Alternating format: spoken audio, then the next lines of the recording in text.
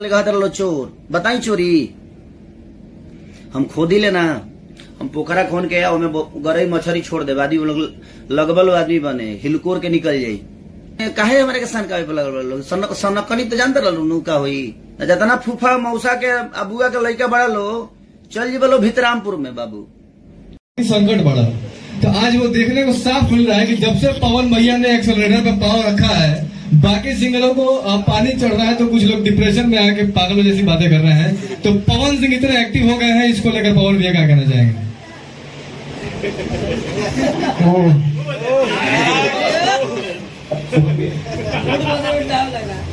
देख, मंच पे भी एक बार हम बोले थे,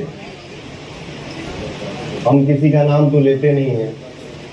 आज जो हमारे हीरोइन वाली फिल्म में बैठा रही से टॉप पे उनका देखा कितना शांत बैठा नहीं है क्योंकि बारे में हम कुछ बोल नहीं है, किसी का चर्चा किया बट फिर भी कौन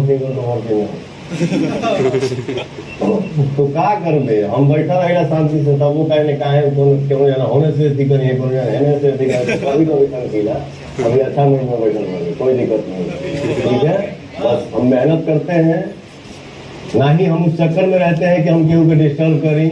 नहीं, जो कलाकार जो इंसान के बारे में जो इंसान के लिए जो भगवान उसके किस्मत में लिखे हैं, ना किसी के आने से उसका छीनेगा, ना किसी के जाने से किसी का छीनेगा।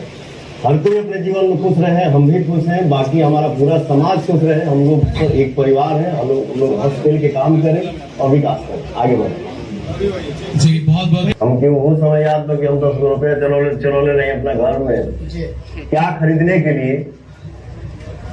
इस बार पढ़े बैठा रहे, हम 6th क्लास में रहे, क्षत्रिय स्कूल में आ रहा तो एक बेचने के लिए वो क्या वो टिश्यू पेपर जैसा था और नील लगा के देवलिया पे कुछ ये किया तो उसमें मोर बन गया।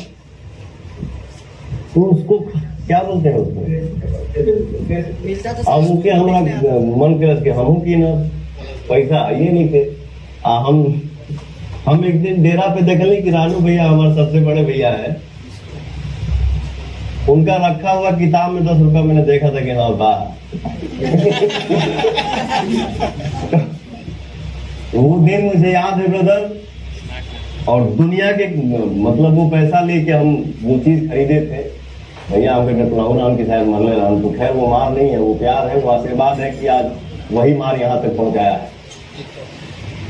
तो जीवन में कोई भी तरक्की करता है बेटा तो उसको खुशी बहुत होती है, उस खुशी का कोई अंदाजा नहीं हो सकता है। बस यही मेरा एक भाव है, खुश हूँ और आप लोग ही खुश रखे हैं तभी मैं खुश हूँ। बिल्कुल सर, यही तो